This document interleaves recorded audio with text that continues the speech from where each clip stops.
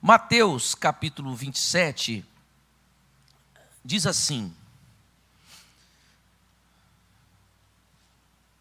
a partir do versículo 45, diz assim: desde a hora sexta até a hora nona, o que aconteceu?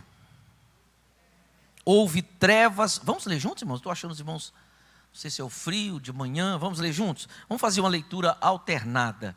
Eu vou ler os ímpares, os irmãos vão ler os versículos pares, tá bom? A gente pode até ler na tela mesmo. Diz assim: e houve trevas sobre toda a terra, do meio-dia às 3 horas da tarde. 46.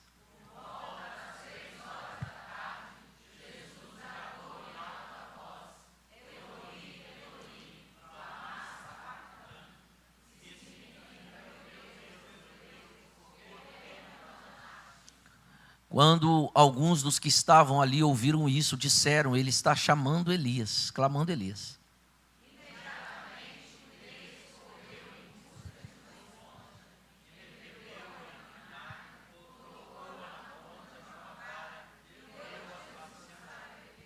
Mas os outros disseram: deixem-no, vejamos se Elias vem salvá-lo.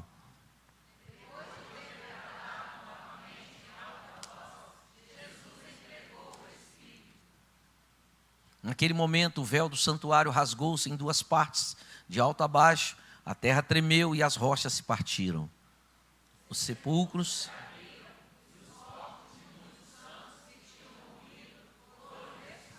E saindo dos sepulcros, depois da ressurreição de Jesus, entraram na cidade santa, Jerusalém, e apareceram a muitos.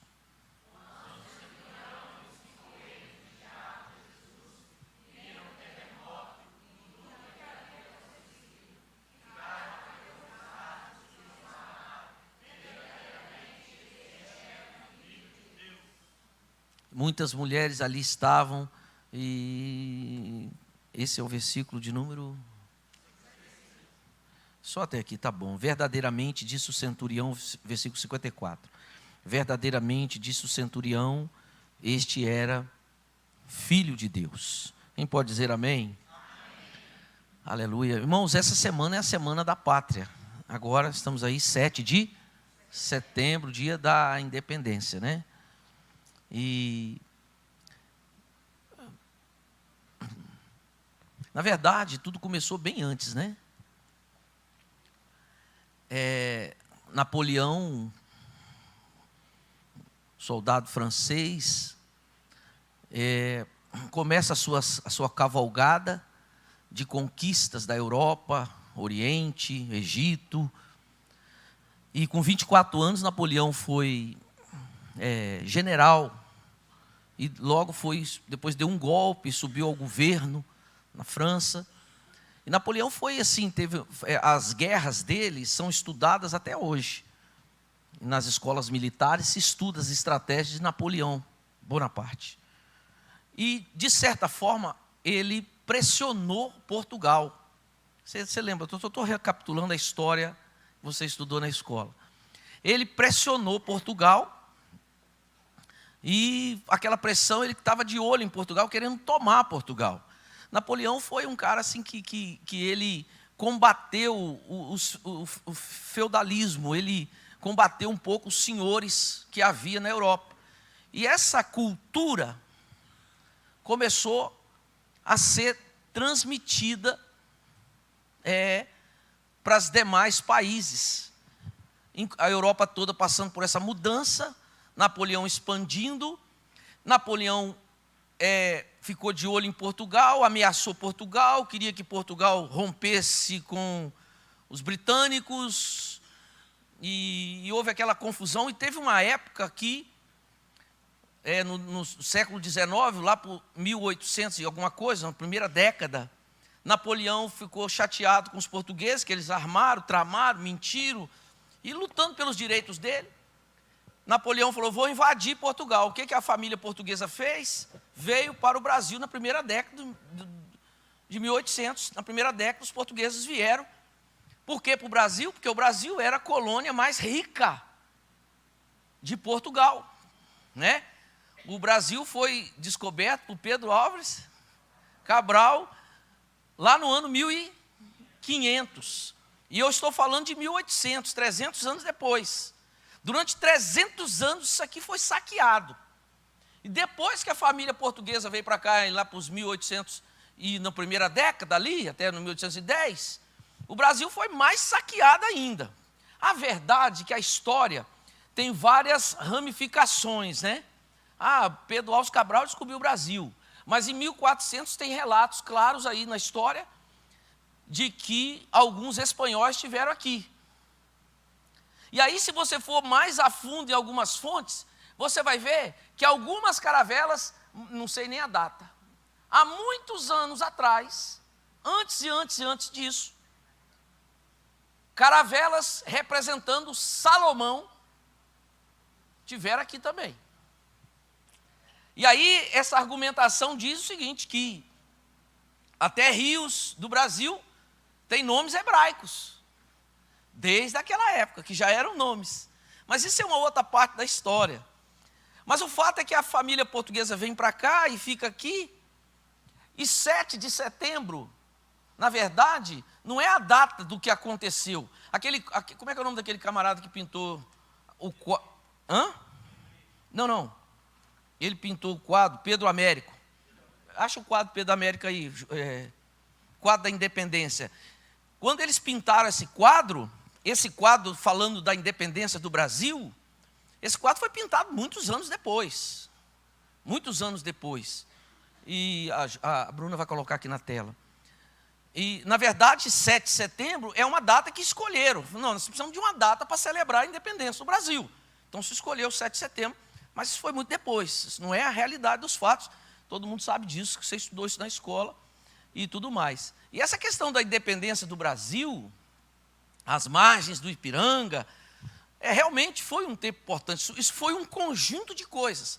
Mas a grande verdade é que o povo nunca tomou parte nisso. O povo nem sabia do que estava acontecendo. Essa questão da independência do Brasil em 7 de setembro, na verdade... Achou não, Bruna? Está baixando? Obrigado. Na verdade, isso aí, você sabe, isso foi uma questão de Dom Pedro e dos coronéis. Quando ele pinta um quadro, você vai ver que não tem nem espaço para o povo. Dom Pedro I está lá num cavalo, com a espada erguida, aquela foto, é desse quadro que eu estou falando. Ele está com a espada erguida lá naquele lugar ermo, deserto, e do lado dele só coronéis, não eram soldados, eram senhores, pessoa da elite, e no canto assim você vai ver alguém do povo, camisa aberta, você não vê nenhum negro na figura.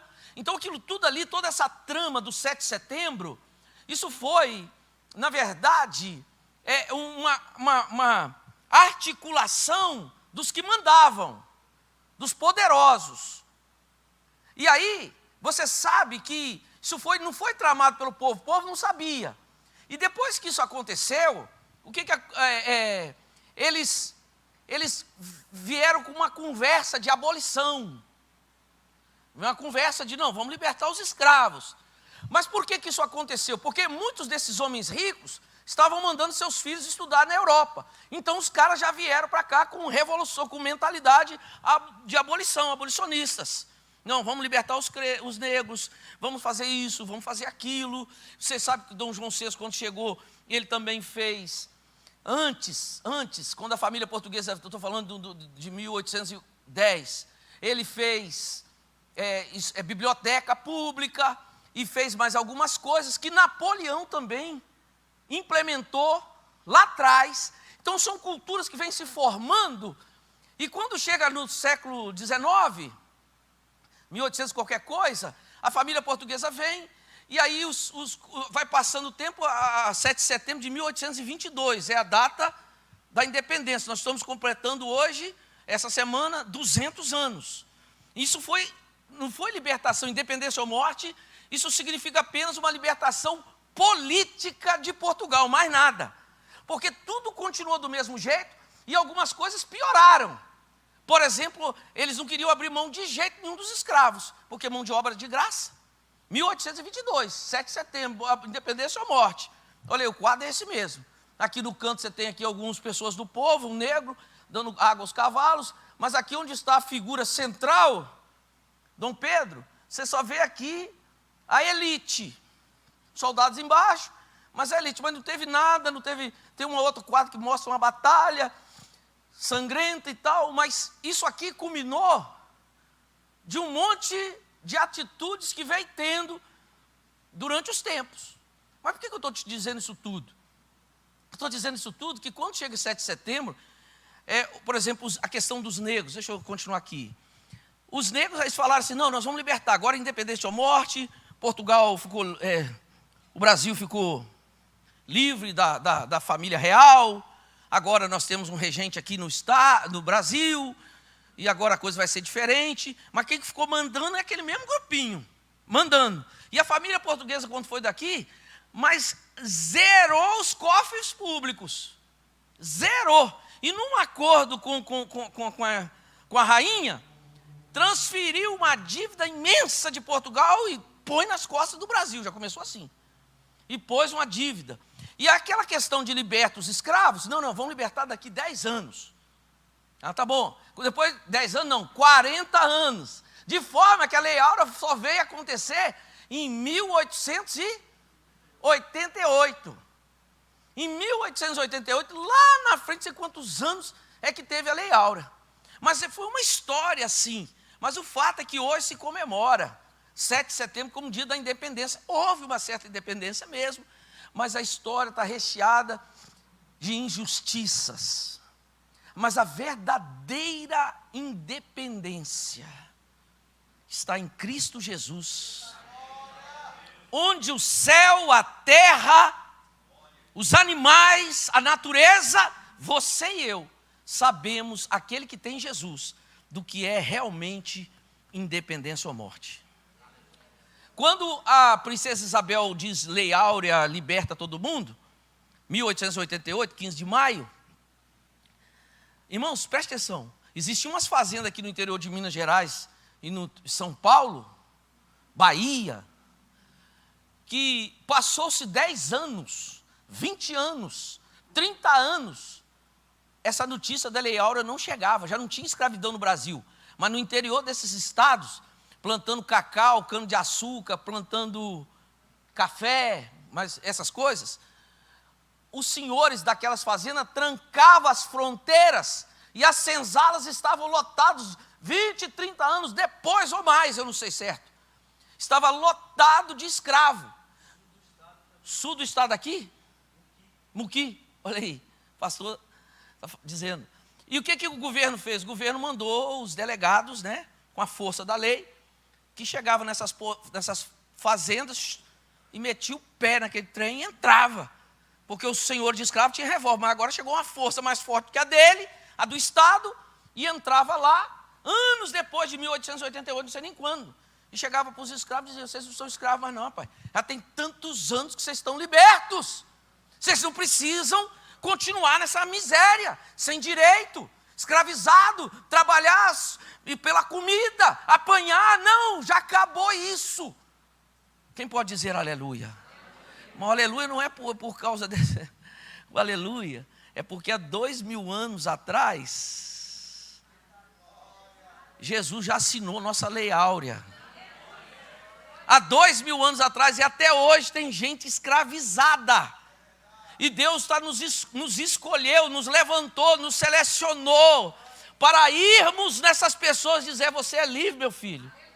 Você não precisa mais estar debaixo do jugo do diabo, do Senhor das trevas. O texto sagrado de Colossenses 1, versículo 13 e 14, palavra de Deus, Colossenses capítulo 1, olha aí comigo.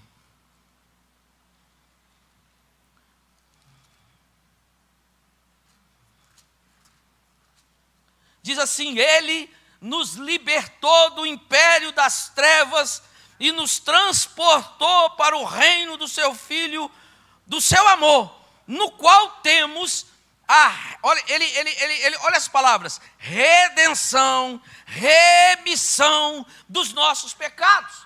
Ou como se dissesse, a dívida foi paga ao resgate de um sequestrador. O termo sugere isso, uma pessoa que sequestra, liga e pede resgate. Então está dizendo assim, Deus enviou seu filho, que foi lá e falou, quanto que é o resgate? É tanto, então toma, eu pago e liberta-o. Remiu, redimiu, não só nos libertou, como também nos limpou, nos regenerou. Então isso aconteceu lá na cruz do Calvário, há 2000 anos atrás. Se você folhear um pouquinho para Filipenses, no capítulo 3 de Filipenses, versículo 20, diz assim, pois a nossa pátria está nos céus, de onde também aguardamos o Salvador, o Senhor Jesus Cristo, o qual transformará o nosso corpo de humilhação. Esse corpo é um corpo de humilhação, porque no primeiro momento não foi assim que fomos feitos. Nós fomos feitos para desfrutar de eternidade. Hoje essa palavra é estranha a nós, por causa do advento do pecado. Mas um dia, nós teremos o nosso corpo, diz o versículo 21, transformado para ser igual da sua glória, segundo a eficácia, depois você estuda essa palavra, do poder que ele tem. Ou seja, você vai ser transformado, não pelo que você é, pelo que você faz, não, pelo poder ilimitado de Deus. Nossa pátria está no céu. Ele nos libertou do império das trevas e nos trouxe para o reino. Então, irmãos, há 2000 anos atrás, é que aconteceu independência ou morte de verdade. Independência não só de algemas físicas, mas independência de algemas espirituais sobre a nossa vida. E quando isso aconteceu, foi lá na cruz do Calvário. O texto que lemos em Mateus, ele diz o seguinte, desde a hora nona, sexta, até a hora nona, o que aconteceu? Houve trevas, desde o meio-dia, até a hora que ele disse, deu o último suspiro, 3 horas da tarde, houve trevas. Houve escuridão, Jerusalém estava lotado, transbordava, não tinha hotel, não tinha hospedaria, não cabia mais ninguém, milhares e milhares, porque era Páscoa, festa nacional, e as pessoas saíram das suas cidades e vinham a Jerusalém para participar do sacrifício do Cordeiro. E naquele dia, por volta de meio-dia, Jesus já pendurado, do lado de fora da cidade, próximo ao muro. Todo mundo que estava aqui na cidade tinha que olhar para cima, e num morrinho que tinha ali, havia 3 cruzes, no meio estava Jesus. Meio-dia, diz a Bíblia que a terra toda ficou escura, escureceu, como se fosse meia-noite. Todo mundo ficou desesperado, penso eu. Todo mundo correu atrás de uma lanterna, de um lampião, de uma lamparina, de uma tocha. Eu não sei onde está, qual escuridão é essa, ninguém sabe. Houve aquele desespero na cidade. E lá em cima naquela montanha, penso eu também, estava Jesus sendo crucificado, e os soldados romanos falaram, que escuridão é essa? Acende uma tocha. E lá rapidamente pegaram um pano, fizeram uma tocha e acenderam fogo, de forma que de repente aqui tudo era escuro, mas todo mundo olhava para lá, porque lá tinha uma luz do lado de fora. Querendo ou não, a luz atrai no meio das trevas. O versículo de número 51 diz que 3 horas da tarde, no dia da independência, nossa independência, da humanidade, diz aqui que o véu do santuário se rasgou, de cima para baixo, tudo simultâneo. O véu rasgou 3 horas, de cima a baixo. O sacerdote estava aqui, ficaram desesperados, acharam que ia morrer. As pessoas que estavam na igreja, todos acharam que ia morrer, porque conseguiram ver a arca da aliança, conseguiram ver aqui dentro. Então todos acharam que iam morrer. O véu se rasgou em 2 partes, de alto a baixo. Não só isso, o versículo 51. Irmãos, Mateus narrou isso aqui.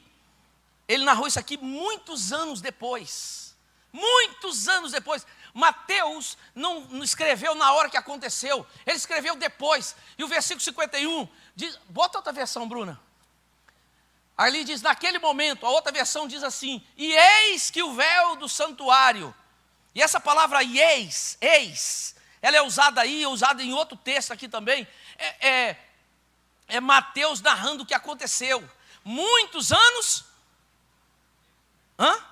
Fala, irmão, fala para o seu irmão, ajuda aí, vamos junto aqui que já vai terminar, mas vamos junto, muitos anos depois, Mateus narrou isso.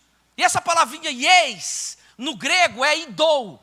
Idou é uma palavra carregada de sentimento e de emoção. E não tem nada a ver com naquele momento, com eis. Ela está mais para uau! Meu Deus! Algo que tem sentimento, é isso que é idou. Mateus, quando narra, muitos anos depois, ele narra o fato com emoção, cheio do fogo do Espírito. Quando eu leio isso, me vejo aqui e digo, Senhor, que permaneça em minha alma, em meu corpo, esse fogo do Espírito. Porque tem muito crente que perdeu o fogo. Ele se acostumou com o culto, ele se acostumou com as reuniões, ele se acostumou em ministrar o louvor, ele ministra o louvor, mas ele não sente a glória de Deus. E eu não quero isso para mim. Eu não quero isso para você. Mateus não vivia isso, ele diz idou. Olha lá, eis, esse eis é idou. É uma palavra carregada de sentimento, como essa expressão americana, uau. Como essa expressão, não sei de que sexta no Brasil, vixe. O mineiro fala, uai. Não sei, mais ou menos assim, não é tão arrastado, né? Mas uau é mais idou. E aí ele começa dizendo, ele diz assim, o véu do santuário rasgou-se. Rasgou-se, ele falando com emoção. Aí ele diz assim, de cima para baixo, em duas partes. Irmãos, presta atenção. O véu do santuário precisou, diz o historiador Flávio Josefo, mais de 100 homens. Que homens? Não somente homens, mas na função de sacerdote. Porque não podia tocar no véu do santuário. 100 homens para pendurar aquela cortina. Imagine. Ela tinha mais ou menos 1 palmo de espessura. E era grande, era pesada. E ninguém podia botar a mão, só os sacerdotes. E aquele negócio que estava lá pendurado há muito tempo, aquilo rasgou de cima para baixo.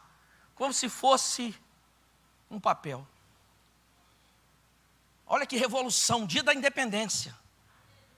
Não só isso, olha o versículo 51, diz assim, tremeu a terra tremeu. Imagine, você está lá, toda a terra tremeu, não só Jerusalém, toda a terra. Tremeu, todo mundo tremeu, igual vai no Japão, você vê na televisão. As pessoas deitam no chão. A terra tremeu, a terra estava escura, olha o pânico. As rochas rolaram das montanhas, pedras imensas, lá é pedra pura. Pedras rolando é morro. Quando você não está subindo, você está descendo. Abriram-se os sepulcros, e muita gente santa, que esperava o Messias, mas que já tinha morrido, não foi qualquer um. A Bíblia usa que dormiram, mas é morreram, porque quem ressuscita é que está morto. Ressuscitaram e voltaram para Jerusalém. Imagine, irmão, batendo na sua porta lá, o seu vizinho, você abre a porta e fala, ué, eu fui no seu sepultamento. Eu disse, mas eu ressuscitei. Eu ouvi uma voz, eu pulei do túmulo. E ele, mas por que está tudo escuro? Eu falei, não sei não. Começou meio-dia. Ah, não importa o problema. Chama minha mulher que eu ressuscitei. Muitos ressuscitaram no dia da independência. Não foi um feito. Isso aqui você já sabe, né? Um arranjado. Não foi. A verdadeira independência está aqui. Eles ressuscitaram. Ressuscitaram.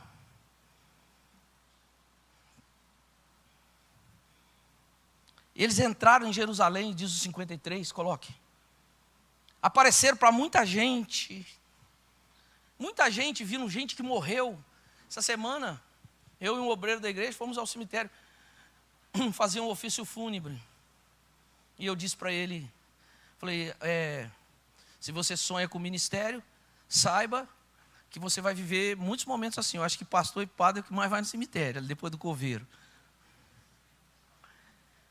Mas eu falei isso com ele porque teve um momento que nós demos a palavra à família. Eu falei, agora, depois você faz o culto, né? Depois você fala, agora eu quero deixar a palavra, qualquer familiar que quiser dizer umas palavras, antes de selar o caixão e levar para o sepultamento. Aí o filho começou a falar. Quando ele começou a falar, é um homem, membro dessa igreja. Ele desabou a chorar. E eu também chorei. E eu falei com ele assim, não liga não, eu sou mole mesmo. Ele falou, não, eu também estou chorando. Todo mundo estava chorando.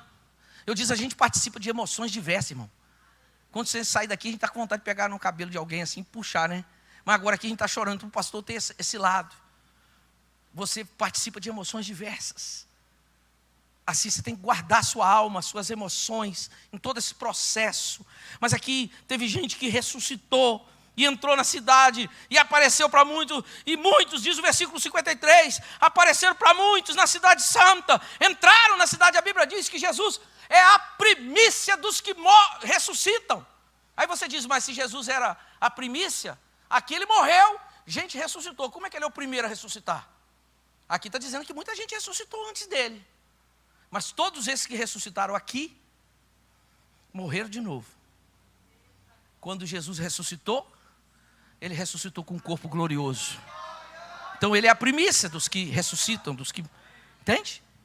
E olhe bem, a terra tremeu, não sei o quê, rocha rolou, povo desesperado, escuridão.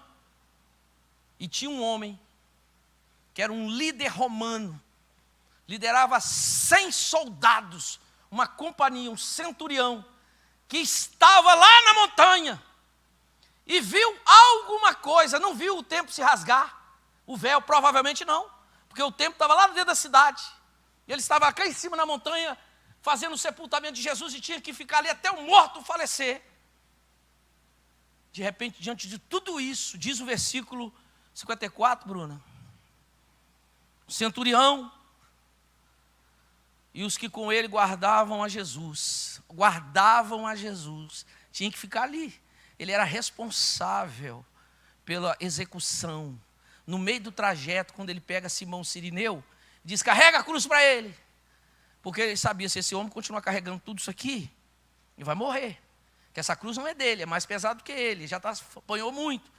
Então, o centurião que fez esse bem bolado, mas mal sabia ele, que Jesus estava por trás de tudo, que o Espírito Santo, que Deus estava por trás de tudo isso. Que aquele homem, Simão Cirineu, que ajudou a carregar a cruz, carregou um pedacinho só, representa o Espírito Santo que está conosco para nos ajudar a carregar a cruz. Quem pode dizer aleluia? Diga glória a Deus. O centurião guardava Jesus até ele morrer. Vendo o terremoto e tudo que se passava, ele viu muita coisa. Ficaram possuídos, desesperados, de grande medo. Temor é medo. Grande temor.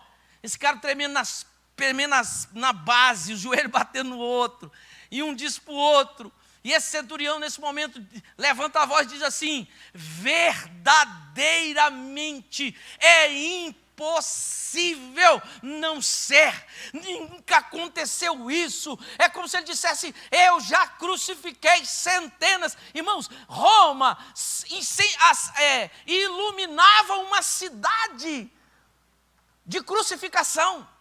Eles iam fincando postes com pessoas, e no caminho, nas vilas, depois se acendia, à noite subia um clarão, fumaça, era gente morrendo, queimado. Roma era especialista em empalamento e também em crucificações e mortes doloridas. Esse homem, você provavelmente já viu muita mazela, mas nunca nada igual. E ele diz, verdadeiramente, esse aí é o Filho de Deus. Esse é o nosso verdadeiro dia da independência. Efésios capítulo 2, dá uma lidazinha comigo. Versículos 5 a 10. Efésios capítulo 2. Diz assim, estando nós mortos em nossos delitos, nos deu vida juntamente com Cristo. Pela graça sois salvos, E juntamente com ele nos ressuscitou. Diga, Deus me ressuscitou. Em espírito, aleluia. Não no corpo ainda, em espírito. E nos fez, não nos fará, mas já nos fez, assentarmos-nos nos lugares celestiais em Cristo Jesus, para mostrar aos séculos vindouro a suprema riqueza do seu amor, da sua graça, em bondade para conosco, em Cristo Jesus. Olha o 8. Porque pela graça sois, diga pela graça, de novo, eu sou salvo.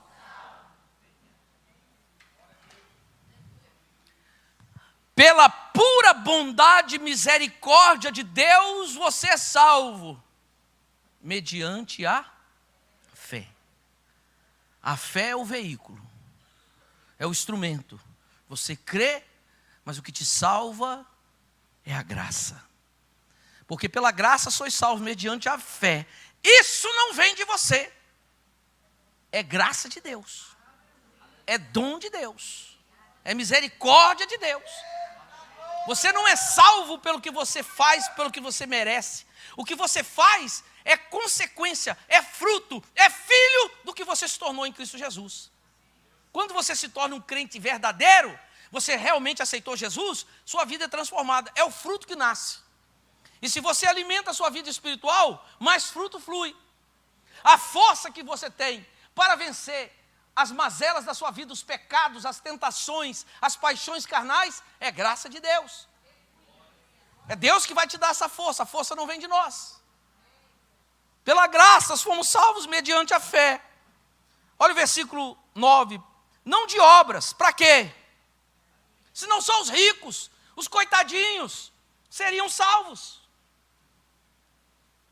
Cada um Deus deu um dom. Quando eu leio o livro Heróis da Fé, eu fico fantástico, assim, maravilhado.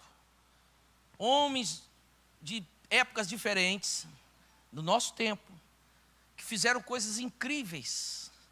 George Miller, por exemplo, fundou orfanatos, cuidou de crianças, milhares de crianças a sua vida toda, deu comida, roupa, tudo. Nunca pediu um centavo a ninguém. Diz a biografia dele que por volta assim, de 5 horas da manhã o cozinheiro chegava e falava assim, 7 horas é o café. E isso aconteceu várias vezes. 7 horas da manhã é o café. Não tem nada. Nada. Quando era 6 horas parava uma carreta. Diz, eu estou levando aqui leite ninho, todinho, pão, mas não vai dar tempo de chegar no tal lugar. Até poucos anos atrás, os seminários, os orfanatos deles, eu acho que Londres, não sei, Londres, estão lá até hoje. A biografia desse homem. Quando eu leio Heróis da Fé, assim, eu vejo esses caras. O cara que por meio do mato orava, John Wesley, viajava não sei quantos dias a cavalo, pregando o evangelho. Chegava numa casa, dava a pousada dele, ali ele ficava. Dormia no paiol. Quando eu vejo esses camaradas, olha, esses são meus heróis. Junto com Paulo, com Jesus é o máximo, né? Diga, Jesus é o maior. Moisés. Não, acho para mim, nunca teve um líder depois de Jesus como Moisés. O maior líder que já pisou nessa terra foi Moisés. Eu reconheço liderança até mesmo de pessoas que não foram evangélicas, com certeza. Stalin foi um déspota também e tal, mas foi um grande líder. Eu sigo um indiano, ele é um guru. Então, você tem que filtrar. Mas muita coisa do que ele fala é muito bom, pastor. Toda vez que ele vem com a pérola dele, eu ouço. Algumas são boas demais. Ainda mais na linha, deixa eu falar. Mas são muito bons. Mas os maiores líderes referenciais nossos estão na Bíblia. E esses heróis da fé são também.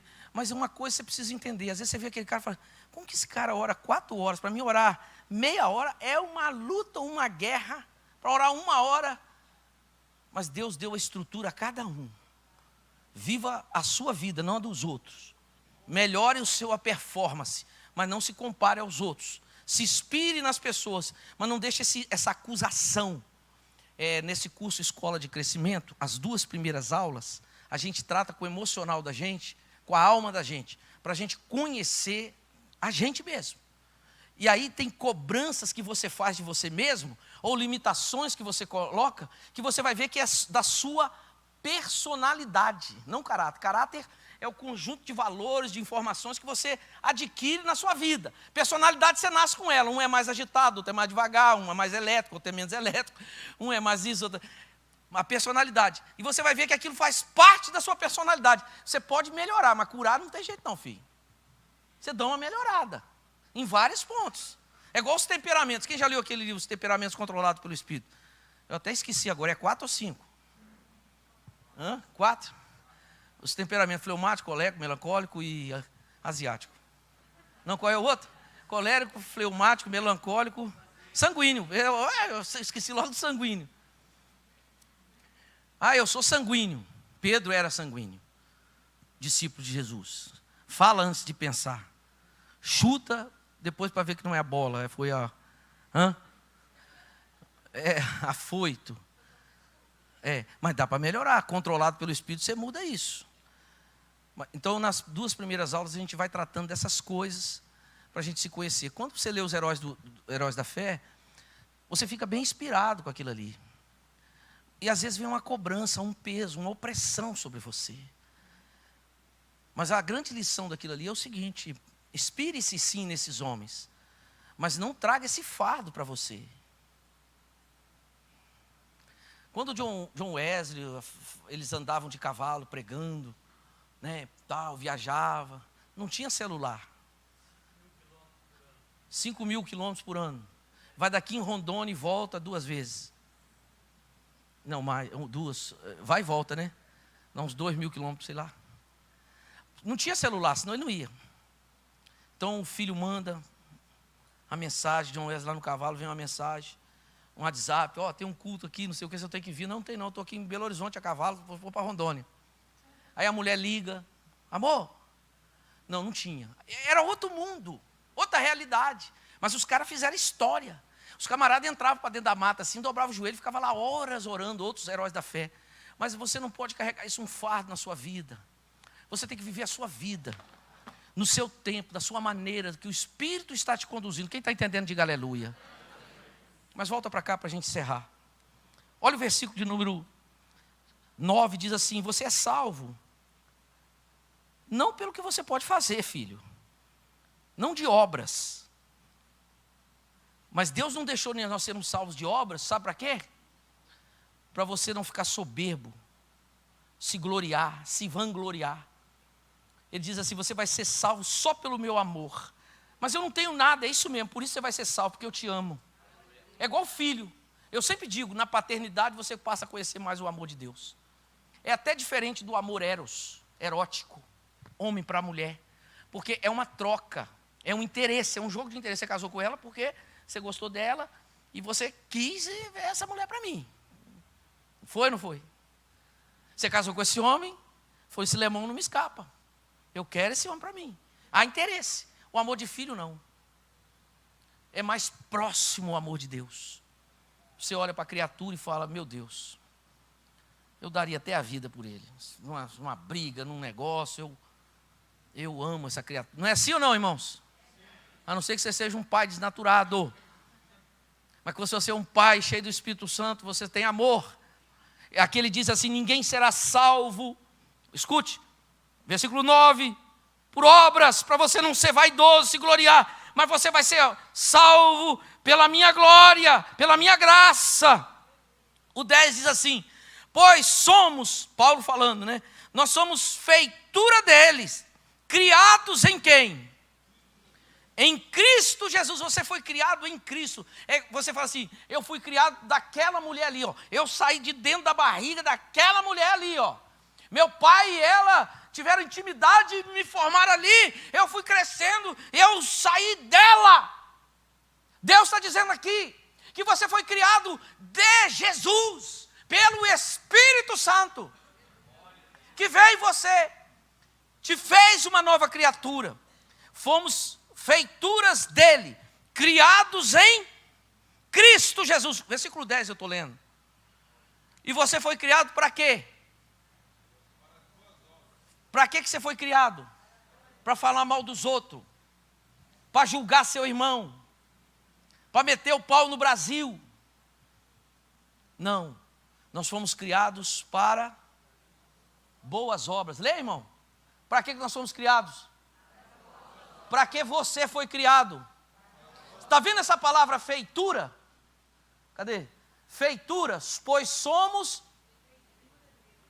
Essa palavra no grego é poema. Pois somos. Troque poema por feitura. Vai, leia. 1, 2, 3. Poema. Sua vida é um poema de Deus. Poema tem beleza. Poema tem emoção. Poema tem sensibilidade. Pois somos um poema de Deus. Aleluia. Nós fomos criados para o evangelho. O que é o evangelho? A palavra evangelho significa isso mesmo. Boas novas. Boas novas. Você foi criado. Evangelho, irmãos, não é ficar criticando as pessoas, não.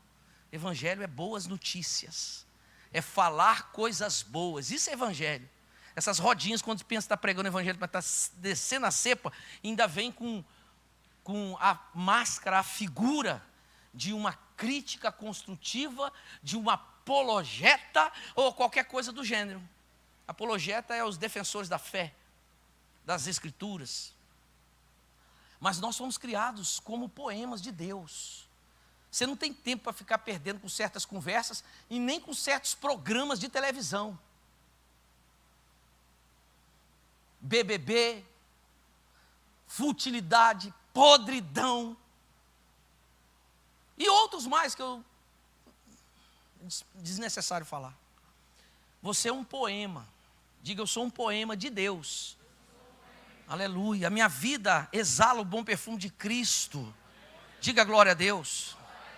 Ele está dizendo que você é um poema, você foi feito para transmitir beleza, para transmitir emoção, para transmitir sensibilidade, meu irmão. Deus te colocou nos lugares celestiais espiritualmente, nas regiões celestiais em Cristo. Tudo, entende, irmãos? A verdadeira libertação, a grande liberdade. O dia da independência já aconteceu há 2000 anos atrás, lá no Calvário, que você anda a partir de hoje rastejando, se você quiser, que você anda hoje com grilhões, se você quiser, a Bíblia diz no Salmo de número 115, versículo 16, a Bíblia diz assim, que o céu pertence ao Senhor nosso Deus. Quem pode dizer amém? Mas a terra Ele deu para nós. E é por isso que eu digo, o Brasil é nosso. O Brasil é meu. Eu nasci aqui. Meu sangue no reino do Espírito. Eu tenho a legalidade, você também. Nós somos filhos com tanta mentira, com tanta falcatrua. Como eu te falei, quando os portugueses foram embora daqui, que o negócio ficou apertando, eles foram embora, levaram o ouro, levaram tudo, deixaram os cofres vazios e ainda transferiram dívidas que era deles. Quando houve essa proclamação da independência ali e tal, não tinha povo nenhum, aquilo eram os ricos, os poderosos, os políticos, tudo reunido. O quadro expressa isso, tanta coisa, a gente não sabe onde está a verdade, em muitos fatos. Mas de uma coisa verdadeira nós sabemos, no dia da nossa independência, não foi só conversa, o céu ficou negro, pessoas ressuscitaram, e mais isso, e mais aquilo, e 3 dias depois, Ele chegou. E está aqui até hoje. Muita gente o despreza. Ele vai atrás dessas pessoas. Quando essas pessoas estão dormindo, ele visita essas pessoas, fala com essas pessoas. Algumas fazem promessa para ele. Diz, não, eu vou mudar a partir de hoje. E ele diz, muda que eu vou te ajudar. Mas não muda nada. Eu vou alimentar mais da palavra, da oração. Eu vou consagrar minha vida. Às vezes ele fala, sua vida está passando. Eu estou aqui por sua causa. Eu vim aqui por sua causa. Como diz Hebreus, capítulo 13. Nunca, jamais te abandonarei. Eu estou com você aqui agora. Eu estou com você. Vamos junto. Aleluia. Nunca, jamais te deixarei. Hebreus, capítulo 13. Versículo 5, diz, de maneira alguma te deixarei, nunca te abandonarei. Aí o 6 diz assim, firmemente, confiantemente, afirmemos, o Senhor é meu auxílio, não temerei o que me pode fazer o homem. Nossa liberdade já foi proclamada. E por que a gente ora por essa terra, reivindica esta terra? Tem um hino aqui que eu escolhi, vamos cantar a capela mesmo. Eu acho que você vai lembrar, eu pedi o pastor para tirar a letra ali, eu acordei cantando esse hino. Olha, a bem da verdade, eu não sei nem quantos anos, que eu nem lembrava, pastores, desse hino. Mas eu cantei muito esse hino. Eu me lembrei da minha juventude, pastor, quando eu era criança. Ou seja, nós oramos por esta terra, não é de agora. Vai me ajudar, Juninho? Nós oramos por esta terra desde que nascemos, meus pais, meus avós. Digo, o Brasil é meu. Não, irmão, se isso não é nada, é seu. Digo, o Brasil é meu. Aleluia. Deus te colocou nesta terra. Você poderia ter nascido no Japão, na África. Olha, irmãos, olha, quando eu estava olhando a história, é muito interessante. Diz que quando quem descobriu o Brasil? Vai para esquecer. Quem descobriu o Brasil, filho? Ele sabe, está vendo? A memória está fresca. O Hélio já esqueceu. Pedro Alves Cabral, Hélio. Diz que ele estava indo para onde? Para a Índia. Teve uma tempestade, ele desviou. Eu quero profetizar que vai ter um desvio na sua vida. Você vai achar que a coisa está dando certo, mas Deus vai te levar para uma terra gloriosa. Aleluia! Quando eu ouvi isso, relembrando, eu falei, é mesmo? Aquele monte de caravela, indo para a Índia, fazer não sei o quê. De repente uma tempestade ele desvia, um desvio longo, bate na terra mais abençoada do mundo, Brasil. Aleluia! Brasil é nosso. Eu vou repetir, aquilo que você amaldiçoa, você não tem parte no reino espiritual para desfrutar. Você pode não gostar do Bolsonaro, mas você tem que orar por ele, e abençoar ele, e torcer por ele. Você pode não gostar do Lula, mas quando ele era presidente, nós orávamos por ele. Eu não sei qual presidente ao certo, não posso afirmar, mas creio, né? Mas o próximo, não seja o que for, nós vamos orar por ele. O que vai mudar o Brasil vai ser a nossa oração. O Brasil é nosso. Nós queremos dias melhores para os nossos filhos. Hoje a palavra de Deus está sendo violentamente atacada, mas nós já estamos libertos, irmãos. A nossa alforria já chegou há muito tempo. O dia que você aceitou Jesus, sua alforria foi assinada, você é liberto, você pode andar por aí livre. Agora o camarada falou assim, se você quer fumar um cigarrinho, não? Não quero. Ah, você não pode. Não, poder eu posso, se eu quiser fumar eu fumo. Ah, é? É. Mas eu escolhi não fumar. Ah, você não quer beber, não? Não quero também não. Ah, você não pode. Não, poder eu posso, se eu quiser beber, eu bebo. Mas eu não quero beber. Agora eu quero ver você. Você vai beber? Ah, vou. Se você não quiser, você vai beber do mesmo jeito, você é escravo. Você é escravo do cigarro. Você é escravo. Agora, se você tem Jesus, não é que você é melhor do que ninguém, mas Jesus é. É que você tem Jesus.